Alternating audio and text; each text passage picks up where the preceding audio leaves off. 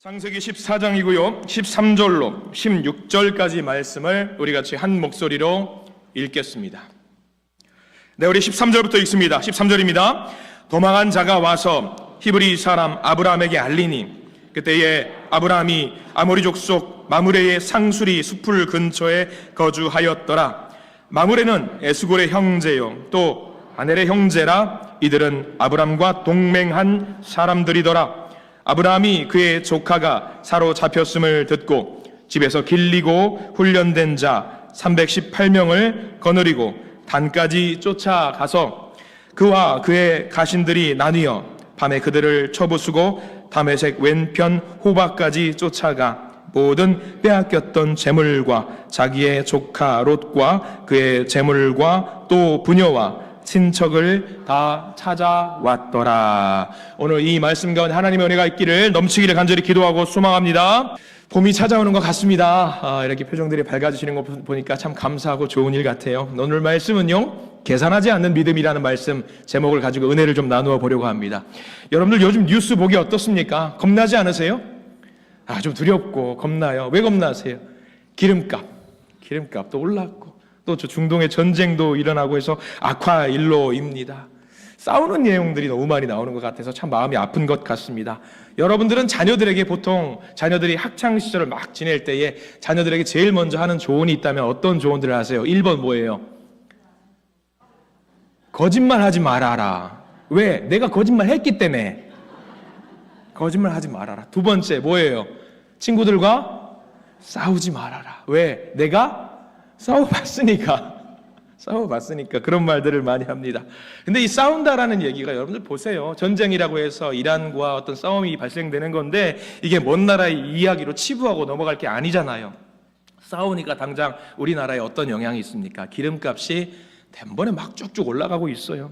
우리가 사실 뉴스를 보면서 내 힘이 약하다라고 내려놓지 마시고 하나님께 세계의 평화를 위해서 기도하는 저와 여러분들이 되셔야 합니다.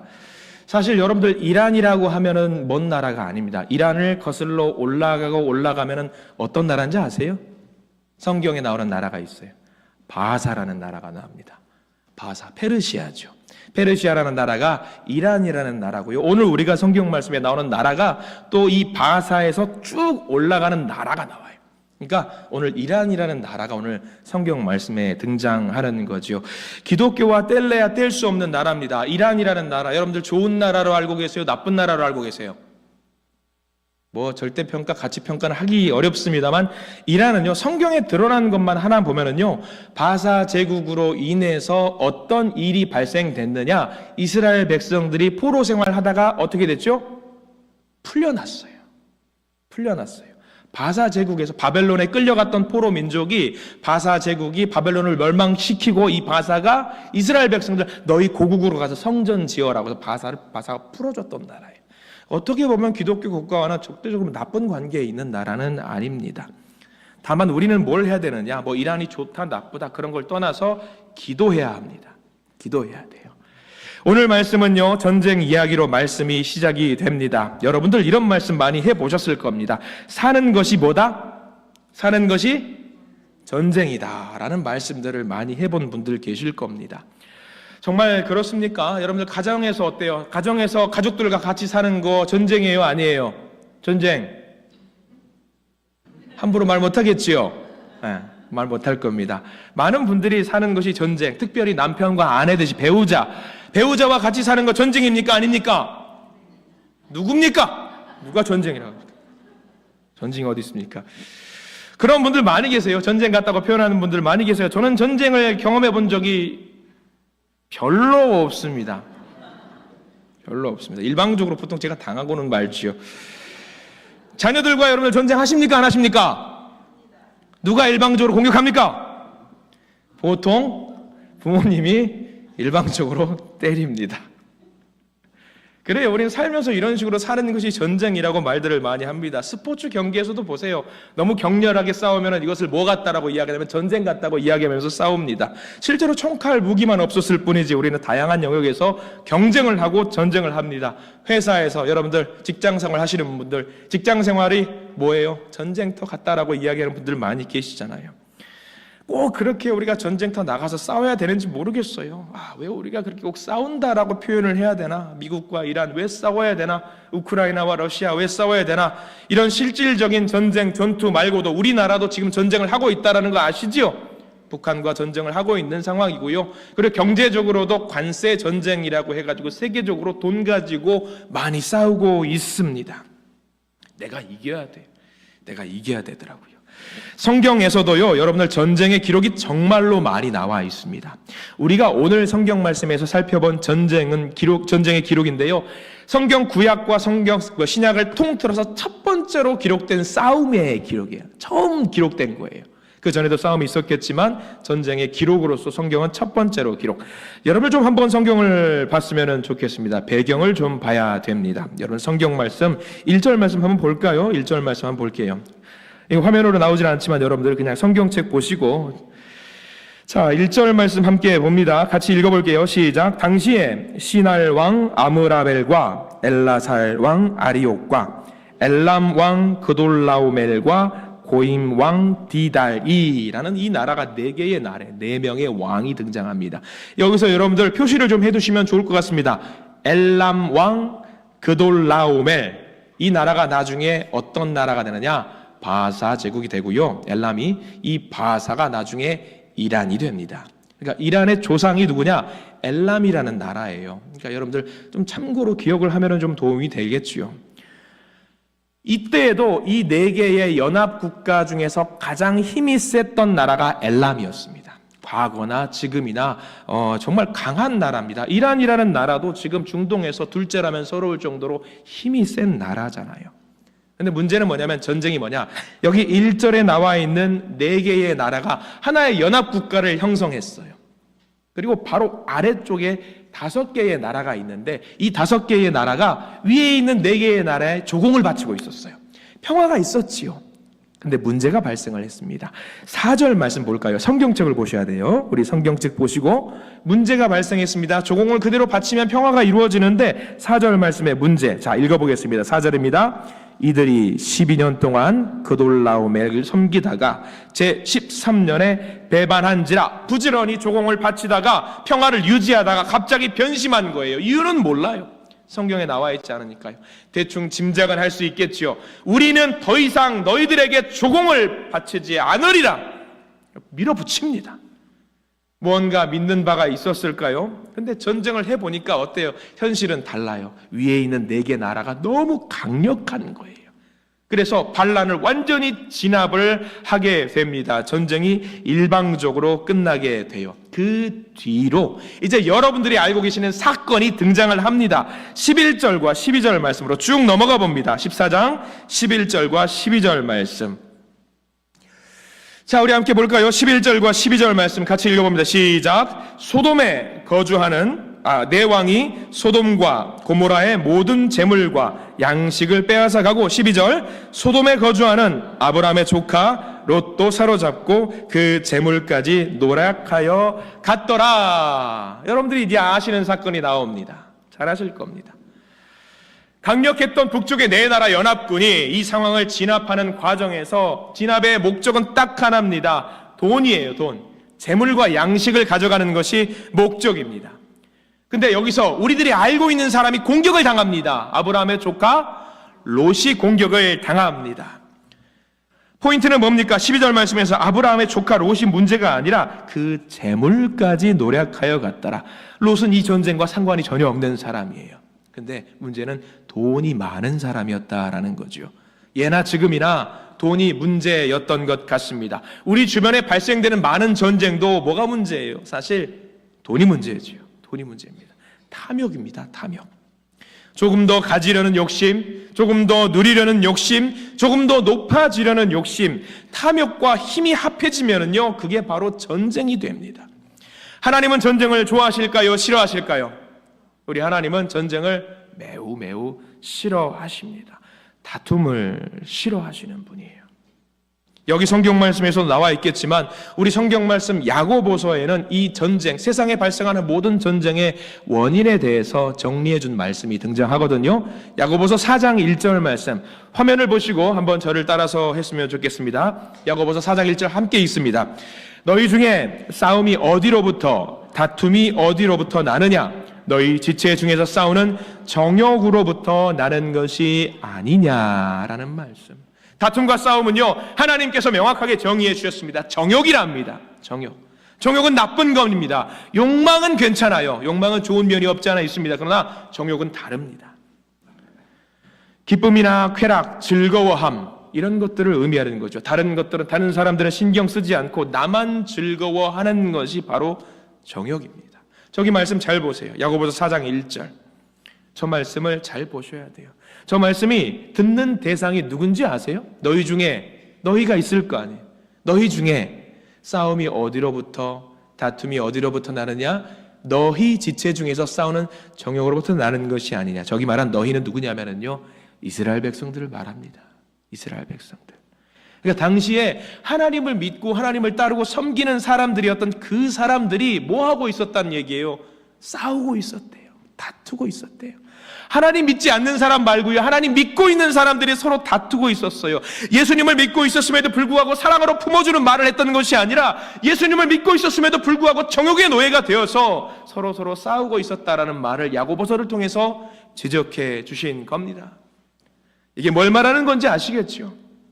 우리가 믿는다고 해도, 하나님의 백성이라고 고백을 해도, 정결하게 산다라고 해도 무엇이 있었냐? 우리 마음속에 정욕이 있고요, 이 정욕으로 말미암아 서로 싸우는 일이 있었다라는 겁니다.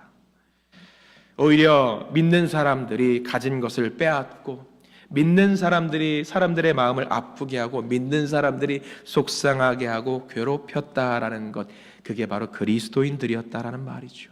너무 아픈 말이에요. 너무 아픈 말. 예수 믿는 사람들도 정욕의 노예가 될 수 있다라는 것을 말합니다. 예수 믿는 사람들도 정욕으로부터 자유로울 수가 없다라는 것을 말하죠. 그래요. 우리라고 전쟁이 없을까요? 우리라고 싸움이 없을까요? 다툼이 없을까요? 있습니다. 있어요. 우리가 이 말씀을 통해서 정리해야 될 것 같습니다. 내가 그리스도인이라고 생각을 하시면 여러분들 어떠세요? 여러분들은 그리스도인들이 맞으시지요? 예수 믿는 사람들 맞으시지요? 그러면 철저하게 정욕과 싸우시기 바랍니다. 세상과 싸우지 마세요. 성도와 싸우지도 마시고, 굳이 싸울 필요가 없는 존재들에게 우리의 힘을 낭비하는 일이 없기를 간절히 소망합니다. 정욕과 싸우십시오. 우리는 본능대로 사는 사람이 아니에요. 정욕은 곧 본능이거든요. 본능대로 사는 사람이 아니에요. 우리가 예수 믿는 사람이라는 호칭에 걸맞게 부끄럽지 않는 삶을 살아야 합니다. 에베소서 6장 2절 말씀에 이런 말씀이 있어요. 여러분들이 잘 아시는 말씀을 한번 가지고 와 봤습니다. 에베소서 6장 2절 말씀 함께 읽어봅니다. 우리의 씨름은 혈과 육을 상대하는 것이 아니요 통치자들과 권세들과 이 어둠의 세상 주관자들과 하늘에 있는 악의 영들을 상대함이라. 저기 말씀 보십시오. 엄한 것과 싸울 필요가 없습니다. 싸울 필요가 없습니다. 겉면의 말씀을 좀 몇 개 더 볼까요? 갈라디아서 5장 16절 말씀도 함께 봅니다. 갈라디아서 5장 16절 함께 읽습니다. 내가 이르노니 너희는 성령을 따라 행하라. 그리하면 육체의 욕심을 이루지 아니하리라. 할렐루야. 성령을 따라 행하면 된대요. 정욕을 따르는 것이 아니라 하나님이 주신 성령을 따라 행하면 된대요. 그러면 세상과 싸울 이유가 없다라는 거죠. 집에서 남편과 아내와 다투지 마시고, 자녀들과도 다투지 마시고, 믿음의 형제 자매와도 다투지 마십시오. 다만 전쟁을 해야 할 때는 전쟁을 해야 합니다. 어떤 전쟁? 영적인 전쟁을 해야 될 때는 우리는 반드시 물러서지 마시고 하나님과 손잡고 전쟁을 치르십시오. 저기 나와 있지요? 성령을 따라 행하라. 성령을 따르면 됩니다. 여러분들의 힘으로 영적인 전쟁을 이길 수 있을 것 같다고 생각하시는 분들 혹시 계십니까? 아무도 없을 겁니다. 우리의 힘으로는요, 우리의 머리로는요, 우리 안에 있는 꿈틀거리고 있는 본능조차도 못 이깁니다. 절대로 못 이깁니다. 그래서 오늘 저 말씀 기억해 두세요. 갈라디아서 5장 16절 말씀도 반드시 기억을 해두시고 오늘 성경책에 메모하시고 시시각각 묵상하시고 저거 여러분들 핸드폰 사진 지금 찍으셔다가 프로필 사진에다 걸어두시고 시시각각 보세요. 그래서 성령님 나를 인도해 주세요 하시는 여러분들 되시기 바랍니다. 냉장고에도 여러분들 대신방 기간에 가끔 여러분들 확인해 보고 싶은 게 있더라고요. 성경 말씀이 냉장고에 붙어 있나 없나 그런 것들이요. 저 말씀 따르세요. 성령을 따라 살면은요 정욕 가운데 살 일이 없고요 싸울 일 없고 다툴 일 없습니다. 자, 성경에 있는 이야기를 다시 한번 돌아가 볼게요. 북쪽에 있는 강력했던 4개의 연합군, 아래쪽에 있는 5개의 연합군을 무찔렀습니다. 재물 노랗게 갔습니다. 그리고 사람들을 끌고 갔고요 롯을 끌고 갔습니다. 여기서부터 오늘 말씀의 핵심입니다. 롯이라고 하는 사람이 누구냐? 우리가 잘 알고 있는 아브라함의 조카지요. 조카. 아브라함의 조카 롯입니다. 아브라함은 삼촌입니다. 유일한 혈육입니다. 이때에 롯이 끌려갔다라는 소식을 듣고 아브라함이 어떤 반응을 했는지 잘 보셔야 됩니다. 어떤 반응을 했는지 우리가 그것을 배워야 되거든요. 여러분들 본문 13절, 14절입니다. 창세기 14장 13절과 14절 우리가 읽은 본문이고요. 화면으로도 나와 드릴 건데 같이 한번 읽어보겠습니다. 창세기 14장 13절과 14절 말씀 같이 읽어봅니다. 먼저 13절입니다. 도망한 자가 와서 히브리 사람 아브라함에게 알리니 그때에 아브라함이 아모리 족속 마므레의 상수리 숲을 근처에 거주하였더라. 마므레는 에스골의 형제요 또 아넬의 형제라. 이들은 아브람과 동맹한 사람들이더라. 자, 저기 먼저 한번 보십시오. 여러분들 성경책에다가 필기를 하실 수 있으면 아브람과 동맹한 사람들이라는 것에 표시를 좀 해두십시오. 아브람과 동맹한 사람들이 나오네요. 동맹한 사람들이 나옵니다. 자, 그리고 그 다음 넘어갑니다. 창세기 14장 14절 말씀을 우리 같이 읽겠습니다. 창세기 14장 14절 이어서 읽습니다. 시작. 아브라함이 그의 조카가 사로잡혔음을 듣고 집에서 길리고 훈련된 자 318명을 거느리고 단까지 쫓아가서 라고 나와 있습니다. 자, 아브라함이 어떻게 했습니까? 롯이 잡혀갔다라는 소식을 듣고 어떻게 했어요? 강력했던 북쪽의 연합군들을 쫓아갑니다. 몇 명을 데리고 쫓아갈까요? 318명. 우리들이 오해하고 있는 바가 하나 있어요. 여기서 여러분 오해하면 안 됩니다. 이 전쟁에 그럼 북쪽에 있는 연합군 4개 국가의 사람들과 318명이 싸운 걸까요? 아닙니다. 318명이 올라가 싸웠다면 어떻게 됐을까요? 패전했겠죠. 졌을 겁니다. 중요한 거 아까 말씀드렸죠. 아브라함과 어떤 사람들이 있었어요? 동맹했던 사람들이 있었습니다. 아브라함과 동맹했던 사람들이 어떻게 했어요? 아브라함에게 발생했던 불행한 사건을 남의 일이라고 무시하고 신경 쓰지 않았던 것이 아니라 내 일처럼 가족의 일처럼 팔을 걷어붙이고 함께 했다라는 것이 오늘 말씀의 포인트입니다. 연합했어요. 마므레, 에스골, 아넬 몰라요. 어떤 사람인지 몰라요. 이때는 부족국가였으니까 마므레가 하나의 부족국가였겠죠. 에스골이 하나의 부족국가였겠죠. 아넬이라는 사람이 하나의 부족국가를 형성했을 겁니다.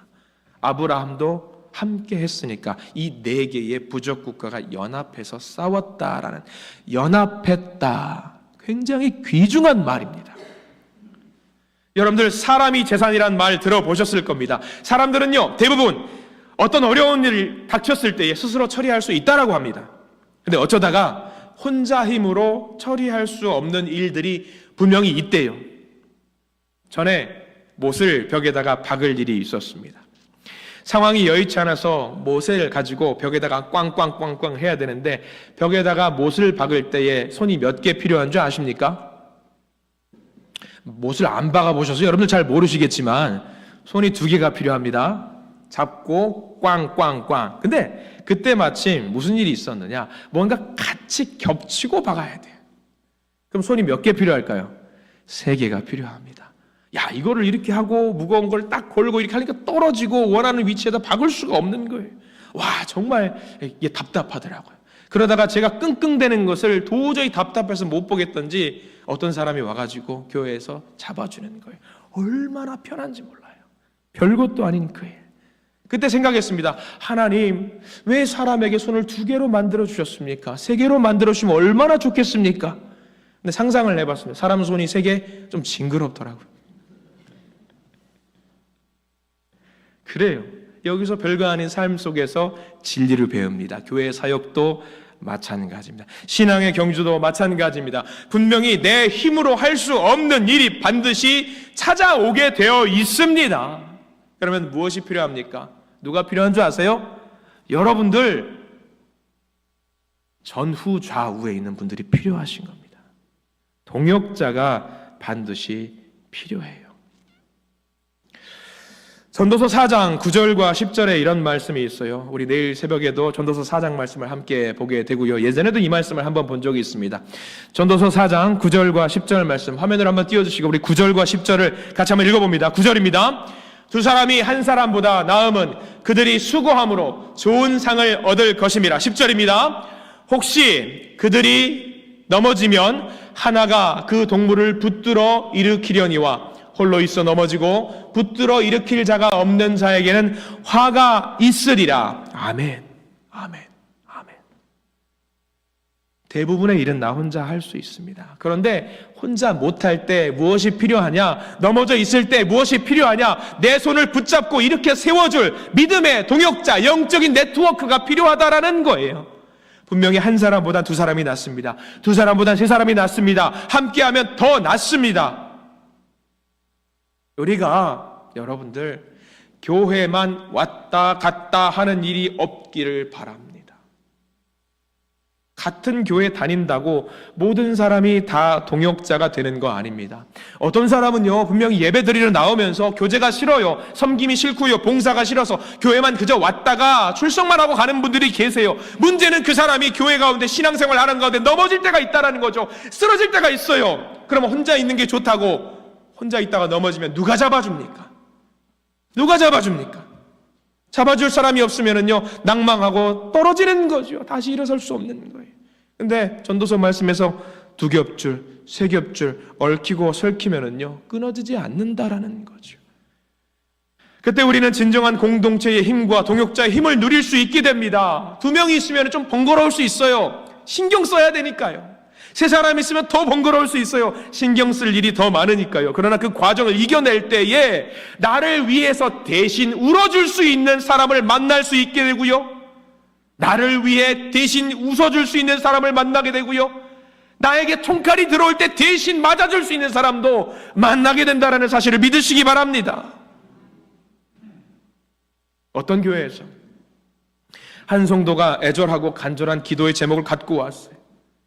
너무 어려운 기도의 제목입니다. 그래서 힘을 내서 어려운 마음을 끄집어내서 중보기도를 해달라고 성도님들께 부탁을 합니다. 이거 좀 기도해 주세요.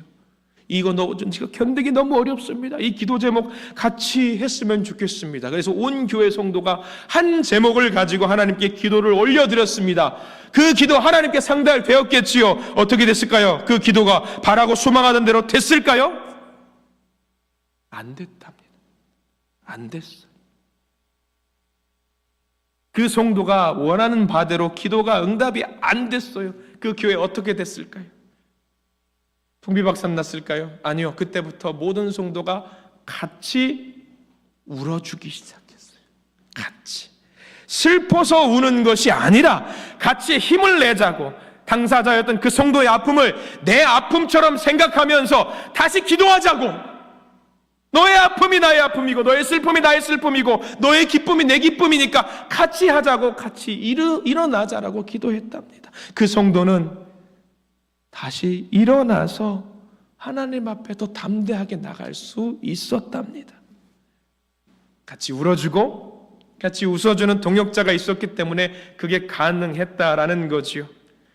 그 교회는, 그 성도는 바라던 기도의 응답은 못 얻었지만 누구보다 누릴 수 없는 하늘의 복을, 더 큰 복을 누릴 수 있었답니다. 여러분들, 교회는요, 내 소원 빌고 내 소원 이루어 달라고 하는 장소가 아닙니다. 교회는 동역자들이 함께 손 붙잡고 예수님을 모시고 예수님을 높이는 공동체입니다. 그게 바로 교회입니다.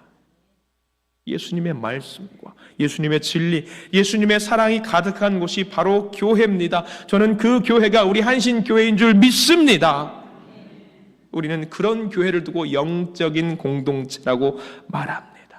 우리 한신교회가 우리 모든 가족들이 성도들이 영적으로 똘똘 뭉친 아름다운 믿음의 공동체가 되기를 예수 그리스도의 이름으로 축원합니다. 자, 이제 전쟁 이야기 보시죠. 동맹했던 사람들이 함께 의기투합해서 내일이 내일이고 내일이 내일이지 함께 롯을 구하러 갑니다.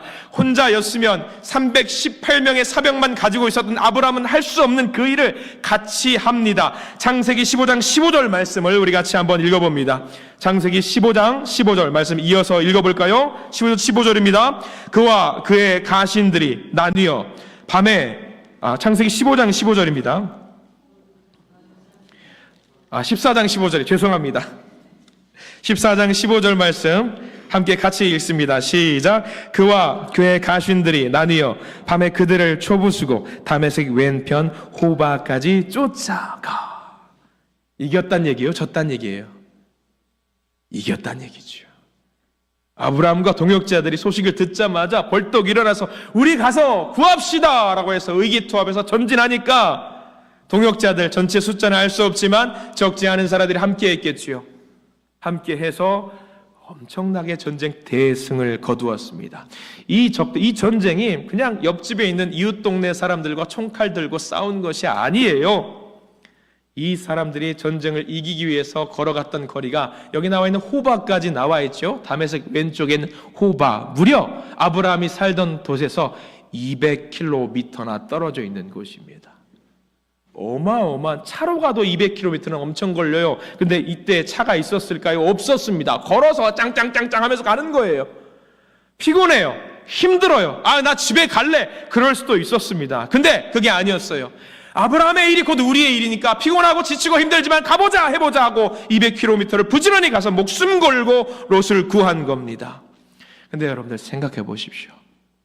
아브라함과 롯의 관계가 삼촌과 조카의 관계인데 좋은 관계일까요? 안 좋은 관계일까요?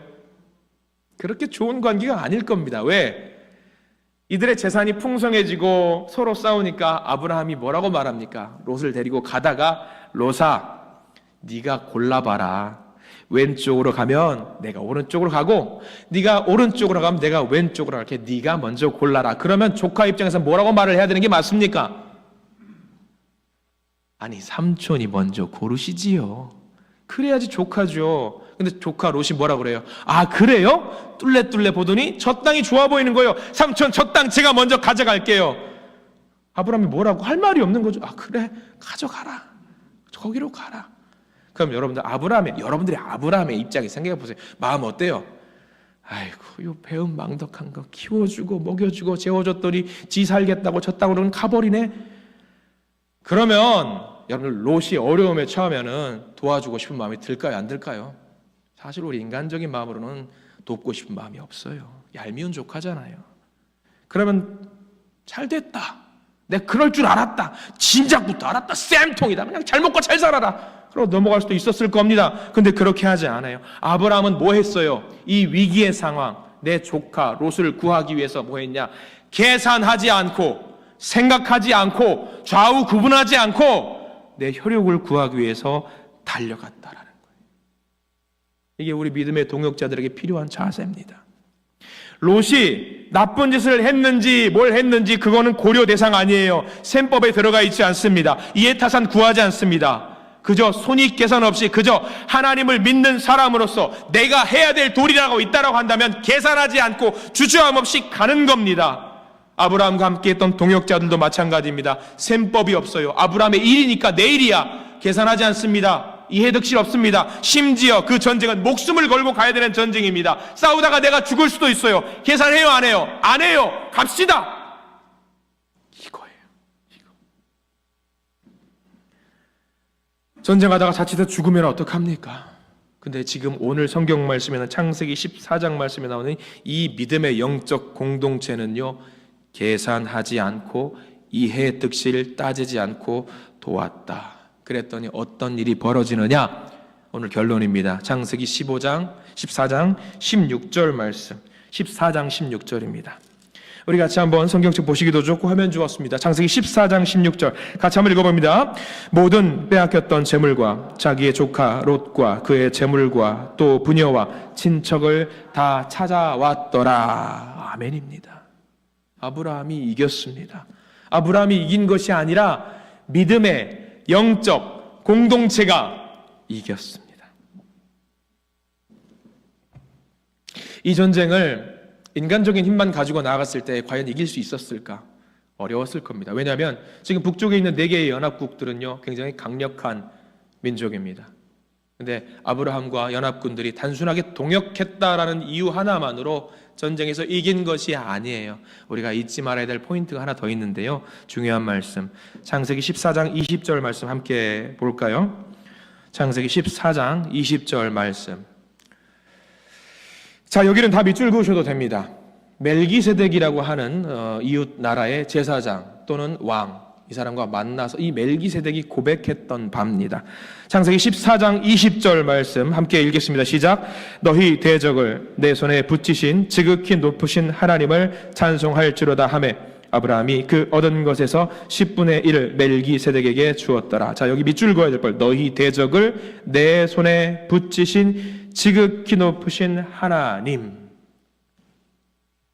영적으로 연합한 공동체가 함께 일을 할 때에, 계산하지 않고 함께 일을 할 때 거기에 누가 힘을 보태주신다라는 말이지요? 하나님께서 그 손을 붙여주신다라는 말씀이 창세기 14장 20절 말씀에 기록이 되어 있는 겁니다. 아브라함이 전쟁에서 이긴 이유는요, 집에서 318명의 병사들을 잘 훈련시켜서 그런 것이 아닙니다. 동역자들이 너무 많아서 강해서 이긴 것이 아닙니다. 왜? 하나님이 함께 해주셨기 때문에 이 전쟁에서 이길 수 있었던 것입니다. 이게 중요합니다. 나의 힘으로 할 수 없습니다. 하나님 동역하게 해주세요. 하나님 동역만으로는 안 됩니다. 하나님이 함께 해 주시옵소서.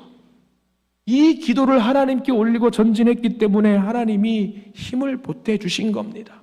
동역자들을 세워주실 것을 믿었고, 함께하게 만들어주실 것을 믿었고, 피곤하지 않게 해주실 것을 믿었고, 지치지 않게 해주실 것을 믿었고, 실질적으로 전투가 벌어졌을 때에 이기게 만들어주실 것을 믿었던 것입니다. 이것을 두고 우리는 뭐라고 말하는지 압니까? 은혜라고 합니다. 은혜. 나는 할 수 없어요. 하나님이 함께 하시니까, 하나님이 개입하시니까 가능하게 됐던 겁니다. 우리는 세상에 일을 하면서 교회 사역을 할 때도 마찬가지입니다. 내가 할 수 있을까? 이렇게 하면 될까? 저렇게 하면 될까? 우리는 계산을 해요. 손익분기점을 따지죠. 경우의 수를 따집니다. 하나님이 뭐라고 말씀하실까요? 무슨 계산을 하고 자빠졌냐? 아마 하나님은 그리 말씀하실 겁니다. 여러분들 옆에 있는, 좌우에 있는 성도님들, 앞뒤에 있는 성도님들, 하나님께서 붙여주신 분이라는 사실을 믿으십니까? 믿으시기 바랍니다. 하나님의 사람이에요. 때로는 왼수땡이 같이 보여도, 때로는 전쟁 같은 관계에 있다 할지라도 분명히 확실한 것은요, 누가 세워주셨다? 하나님이 세워주셨다. 우리는요, 우리가 잘났다고 뭘 해보려고 합니다. 아니요, 하나님이 해주시지 않으면요 절대로 안 됩니다. 계산하지 말고 동역자들 손 붙들고 함께 가십시오. 최근에 재미있는 글귀를 하나 봤어요. 제 힘으로 뭔가 아둥바둥 해보려고 하는 모습 속에 이 글귀를 하나님이 제게 보여주시더라고요. 우디 알렌이라고 하는 미국의 영화 감독이 했던 말인데, 이 말을 제가 보고 나, 성경 말씀 아니에요. 성경 말씀 아니고 이 우디 알렌이 했던 말이 너무 인상 깊어서 여러분과 함께 공유했으면 좋겠다 싶더라고요. 한번 여러분들 보실래요? 우디 알렌. 한번 화면을 좀 띄워주시기 바랍니다. 한번 읽어보십시오. 여러분이 하나님을 웃기고 싶다면 그분에게 여러분의 계획들에 대해 말씀드려 보세요. 무슨 말인지 아시겠죠? 아둥바둥 해보세요. 그럼 하나님 위에서 뭐라고 하실까? 비웃고 계신다라는 얘기입니다. 우리들이 뭔가 해보려고 하면은요, 뭔가 해보려면요, 하나님이 그거를 보고, 우리들의 계획을 보고 웃는다는 이야기예요. 왜 웃으실까요? 얼탱이가 없어서 웃으시겠죠. 어처구니가 없어서 웃으시겠죠. 저 말씀, 우디 알렌이라는 영화 감독의 고백들, 저와 여러분들의 고백이 아닙니까? 여러분, 가장 중요한 건 그겁니다. 내 힘으로 안 된다는 것을 인정하시고, 내 힘으로 불가능하다는 것을 인정하시고 고백하시고, 내 힘으로 도무지 안 된다는 것을 인도하시고, 하나님 맡기신 동역자 손 붙들고 하나님께 온전히 맡기면은요, 불가능한 것이 가능해집니다. 믿으시기 바랍니다. 불가능한 것이 가능해져요. 믿음의 사람에게는요, 군사의 수가 얼마나 많은지, 탁월한 무기가 있는지 그런 것들은 중요하지 않습니다. 다만 한 가지, 하나님이 함께 하시느냐 그렇지 않느냐, 그게 제일 중요합니다. 그리고 그렇게 하나님은 계산하지 않는 믿음으로 자기의 본분을 다하는 사람에게 함께 하시면서 손을 붙여주시고 은혜를 더하여 주신다는 그 사실을 믿으시기 바랍니다. 한 목사님이 그런 간증을 하십니다. 한 교회 부임하시고 열심히 사역을 하시면서 열심히 사역하고 성도들이 하나가 되니까 기적과 같은 일들이 정말 많이 일어나더라는 거죠. 안 될 것 같은 일들이 되어지고 성취되는 모습을 통해서 온 성도들이 은혜를 받았답니다. 하나님의 살아계심을 온 몸과 마음으로 경험을 했답니다. 어느 날 한 성도가 목사님이 하신 말씀을 듣고 질문을 하더래요. 목사님, 이건 좀 아닌 것 같습니다. 이런 것이 아닐까요? 조금 다른 각도에서 생각을 해보면 좋겠습니다. 라고 토론을 하시는 분이 계셨어요. 근데 그 목사님이 어느 순간부터 그 한 성도님의 눈치를 보고 있는 거예요. 그럴 수도 있겠네요. 그 말씀도 맞을 수 있겠네요. 그러신 거죠. 그렇게 그 성도님과 대화를 하면서 스스로 마음이 좀 위축되는 자기를 느낍니다. 이제 그 한 분뿐만 아니라 모든 성도들을 눈치 보기 시작한 거죠. 그러면서 자기가 변하더랍니다. 어떻게? 말씀의 선포의 방향성이 바뀌더라는 거예요. 하나님이 하나님 되심을 선포하고 나아가자고 기도하기보다는 하나님이 역사하십니다. 하나님이 꼭 하실 겁니다. 그런데 꼭 그런 것만은 아닙니다. 이렇게 말하더라는 거예요. 하나님이 우리 삶에 역사하십니다. 그런데 아닐 때가 있습니다. 라고 말을 하더라는 거예요. 자기도 모르게 뒤에다가 뭘 붙여요? 단서조항을 붙이는 겁니다. 사람을 의식하면서. 신기하게 그렇게 말씀 가운데 단서조항을 붙이는 순간부터 교회에 처음 부임했을 때 나왔던 기적과 같은 역사가 안 나타나다라는 거예요. 단서조항을 붙이는 순간. 하나님이 역사하시면 됩니다. 그걸로 끝나야 되는데 그게 아니라 단서조항을 붙이는 순간부터 하나님이 역사하지 않는 거예요. 그래서 목사님이 회개했답니다. 회개했답니다. 다시 믿기 시작했답니다. 하나님 죄송합니다.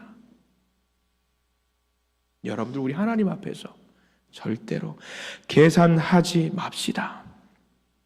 계산하는 순간 하나님이 우리를 비웃으시고 더 이상 그 뻗었던 손을 다시 거두실 겁니다. 계산한다고 되는 일이 아닙니다. 하나님의 역사는 우리의 계산을 뛰어넘거든요. 하나님의 역사는요, 우리의 능력을 뛰어넘거든요. 하나님의 역사는 우리의 상식을 뛰어넘습니다. 계산하지 않은 믿음으로 내게 주어진 삶의 자리에서 믿음으로 그 사명을 감당하면 하나님께서 함께 하시고 붙일 것은 붙여주시고 능력 주실 것은 주시고 풀어가게 만드실 줄 믿습니다. 그런 하나님을 의지해서 우리의 삶 속에서, 교회에서 하나님의 일로, 하나님이 하신 일로 기쁨이 가득 넘치는 우리 믿음의 한신 공동체가 되기를 이 시간 예수 그리스도 이름으로 간절히 축원합니다.